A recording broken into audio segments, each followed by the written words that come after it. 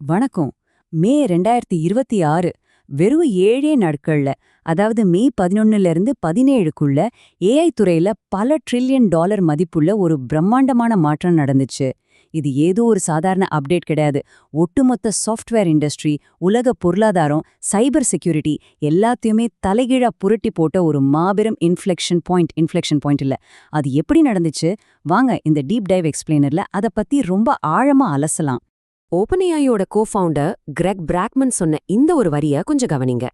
Model மட்டுமே இனி product கிடையாது.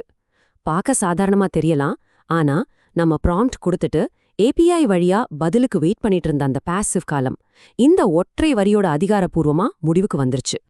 ஆமாங்க. அந்த 7 நாட்கள்ல ஒட்டுமொத்த டெக் உலகமும் ஒரு பெரிய பாய்ச்சலை சந்திச்சிருக்கு.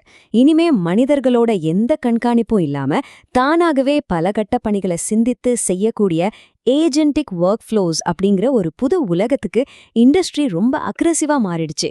இது ஒரு பழைய யுகத்தோட முடிவை நமக்கு காட்டுது. ஓகே, நேர விஷயத்துக்கு வருவோம்.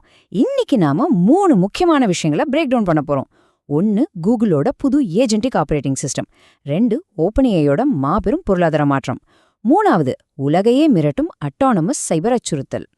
முதல்ல கூகுளோட ஏஜென்டிக் எட்ஜ் ஆர்கிடெக்சர் மற்றும் அவங்களோட புது அலுமினியம் ஓஎஸ் பத்தி பாப்போம். இது தனித்தனியா இயங்கிட்டு இருந்த பழைய ஆபரேட்டிங் சிஸ்டம் முறைகளை எப்படி முழுசா முடிவுக்கு கொண்டு வந்துச்சுன்னு இப்ப பார்க்கலாம்.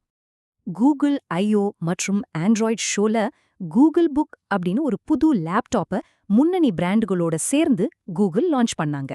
இதுல என்ன ஸ்பெஷல்னா, இது குரோம் ஓஎஸ் கிடையாது. ஆண்ட்ராய்ட் 17 பேஸ் பண்ணி வந்த புது அலுமினியம் ஓஎஸ். கிளவுட்ல பண்றப்போ ஆகிற பெரிய செலவு குறைக்க ஜெம்மா 4 மாடலை யூஸ் பண்ணி உங்க லேப்டாப்லயே டீப்பான தன்னாட்சி பணிகளை இது ரொம்ப லோக்கலா செய்து முடிக்குது.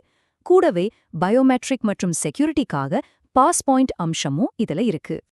இப்போ பழைய வெப் டெக்னாலஜிக்கும் புதுசா வந்த வெப் எம்சிபி ஸ்டாண்டர்டுக்கும் உள்ள வித்தியாசத்தை கொஞ்சம் பாருங்க. பழைய மெத்தட்ல ஏஐ ஏஜென்ட்டுகள் ஸ்கிரீன்ல இருக்கிற பிக்சர்களை ஸ்கிராப் பண்ணி தான் டேட்டாவை எடுக்கும். வெப்சைட் டிசைன் கொஞ்சம் மாறினா கூட உடனே ஃபெயில் ஆயிடும். ஆனா வெப் எம்சிபி அப்படிங்கிற இந்த ஓப்பன் வெப் ஸ்டாண்டர்ட் வெப்சைட்டுகளை டைரக்டாவே ஏஐக்கு ஏத்த மாதிரி ஏபிஐகளா மாத்திடுது.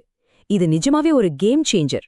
இது எப்படி ஒர்க் ஆகுதுன்னு இத பார்த்தா உங்களுக்கு நல்லா புரியும். ஃப்ரண்ட் அண்ட் கோட் இப்போ எப்படி தானாவே முன்வந்து ஏஐ கூட பேசுதுன்னு பாருங்க. உதாரணத்துக்கு ஆட் டு கார்ட் மாதிரியான ஜாவாஸ்கிரிப்ட் ஃபங்க்ஷன்களை ஏஐ ஏஜென்ட்டுகள் இப்போ டைரக்டாவும் ரொம்ப பாதுகாப்பாவும் ஆக்சஸ் பண்ண முடியும். சொல்லப்போனா இது ஃப்ரண்ட் அண்ட் இன்ஜினியரிங்கே கம்ப்ளீட்டா மாத்தி எழுதிருச்சு. டெவலப்பர் டூல்ஸ்ல கூகுள் கொண்டு வந்த upgrades absolutely mind blowing. Migration agent எடுத்துக்கோங்க, வார கணக்கில் ஆகிற கோடிங் வேலையை வெறும் சில மணி நேரத்துல முடிச்சிடுது. அது மட்டும் இல்லாம ஜெமினி ஆம்னி அப்படிங்கிற புது மாடல் நிஜ உலகத்தோட பிசிக்ஸ் விதிகளான புவியீர்ப்பு, இயக்கம் இதெல்லாமே நம்மள மாதிரி ரொம்ப துல்லியமா புரிஞ்சுக்கிற அளவுக்கு அட்வான்ஸ்டா இருக்கு. ஓகே, இப்போ 2வது முக்கியமான ஷிஃப்ட்டுக்கு வருவோம். ஓப்பன்ஏஐயோட $14 பில்லியன் மதிப்புள்ள டிப்ளாய்மெண்ட் கம்பெனி. ஒரு பக்கம் கூகுள் ஆபரேட்டிங் சிஸ்டம் உலகத்தை கைப்பற்ற நினைச்சப்போ மாடல்ஸ் எல்லாமே கமாடிட்டி ஆகிற கசப்பான உண்மையால ஓப்பன்ஏஐ ஒரு பெரிய பொருளாதார முடிவை எடுக்க வேண்டிய கட்டாயத்துக்கு தள்ளப்பட்டாங்க. இந்த நம்பரை பாருங்க, -122%. இது ரொம்பவே ஷாக்கிங்கான ஒரு விஷயம். 2026 முதல் குவார்ட்டர்ல ஓப்பன்ஏஐ சம்பாதிச்ச ஒவ்வொரு ஒற்றை டாலருக்கும் அவங்க எக்ஸ்ட்ராவா $1.22 இழந்திருக்காங்க. நினைச்சு பாருங்க. அவங்களோட யூசர் growth வெறும் 905 மில்லியன்லயே ஸ்ட்ரக் ஆகி நின்றுடுச்சு. காலாண்டுல 5.7 பில்லியன் ரெவென்யூ வந்தாலும் கிட்டத்தட்ட $6.95 பில்லியன் லாஸ். தொடர்ந்து ரன் ஆகிறதுக்கே சாஃப்ட் பேங்க் வழியா $40 பில்லியன் லோன் வாங்க வேண்டிய ஒரு வரலாற்று நெருக்கடிக்கு ஓப்பன்ஏஐ உள்ளாகிட்டாங்க.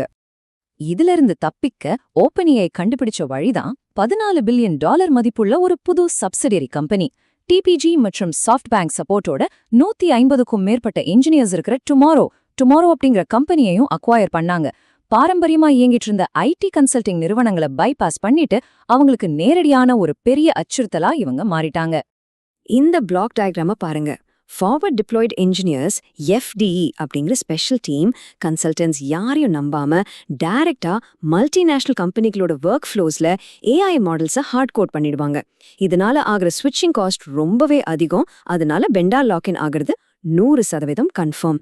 என்டர்பிரைஸ் ஸ்பீடியை இன்னும் ஸ்ட்ராங்காக்க ஓப்பன் ஏஐ தங்களோட கோடெக்ஸ் பிளாட்ஃபார்ம்ல ஆப் ஷாட்ஸ், கோல் மோட் மாதிரி ஸ்பெசிஃபிக்கான அப்கிரேட்ஸ் கொண்டு வந்தாங்க. முக்கியமா டெல் கம்பெனியோட பார்ட்னர்ஷிப் வச்சு இன்டர்நெட் கனெக்ஷனே இல்லாத முற்றிலும் ஏர் கேப் சர்வர்ஸ்லயும் அவங்க இதை பாதுகாப்பா டிப்ளாய் பண்ணி காட்டினாங்க. ஃபைனலா எல்லாவற்றையும் விட ரொம்பவே திகிலூற்ற 3வது சாப்டருக்கு வருவோம். தன்னாட்சி சைபர் அச்சுறுத்தல்கள்.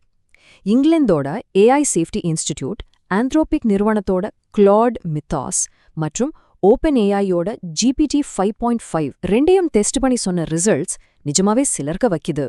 ஏஐயோட சைபர் அட்டாக் திறன் எந்தளவுக்கு எக்ஸ்போனென்ஷியலா ஏறுதுன்னு இங்க பார்க்கலாம்.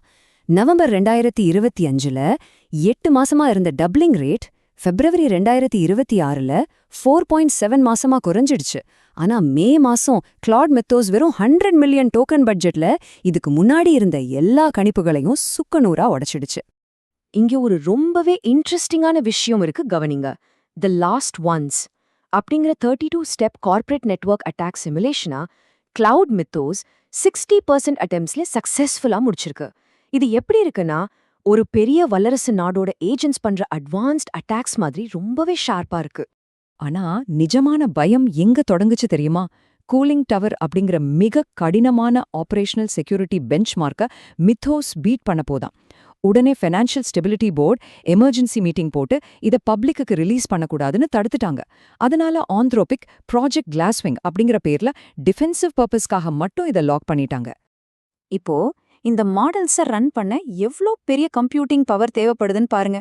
ஸ்பேஸ் எக்ஸ், அமேசான், கூகுள் கூடலாம் பார்ட்னர்ஷிப் வச்சு பல ஜிகாவாட் பவரை ஆந்த்ரோபிக் மொபைலைஸ் பண்ணிட்டு இருக்காங்க. இதுக்கு நடுவுல சைபர் ரிஸ்க் பத்தின பயத்தை டைவர்ட் பண்றதுக்காக கேட்ஸ் ஃபவுண்டேஷன் கூட சேர்ந்து $200 மில்லியன் தொண்டு பணியையும் ரொம்ப கால்குலேட்டடா பிஆர் ஸ்டண்டா பண்ணாங்க. சோ இதெல்லாம் வச்சு பார்க்கும்போது நாம இப்போ ஒரு புது ரியாலிட்டியில இருக்கோம்னு நல்லா புரியுது. இந்த ஆஜென்டிக் ஏரா கற்பனைக்கு எட்டாத டிஜிட்டல் வசதிகளை நமக்கு கொடுத்தாலும் கூடவே கார்ப்பரேட் நிறுவனங்களோட ஏகபோக ஆதிக்கத்தையும் உலகையே அச்சுறுத்துற சிஸ்டமிக் ரிஸ்கையும் நம்ம கையில திணிச்சிருக்கு. இந்த எக்ஸ்பிளைனரோட முடிவுல ஒரு முக்கியமான கேள்வியோட உங்களை விட்டுட்டு போறேன். ஏஐ தானாகவே சிந்திச்சு நம்மளோட ஒட்டுமொத்த டிஜிட்டல் இன்ஃப்ராஸ்ட்ரக்சரையும் மாத்தி அமைச்சிட்டு இருக்கிற இந்த ஏஜென்டிக் ஏராவில் இது மாதிரி உலகளாவிய ஜியோபாலிட்டிக்கல் அச்சுறுத்தல்களை சமாளிக்க நாம நிஜமாவே தயாரா இருக்கோமா? கொஞ்சம் யோசிச்சு பாருங்க.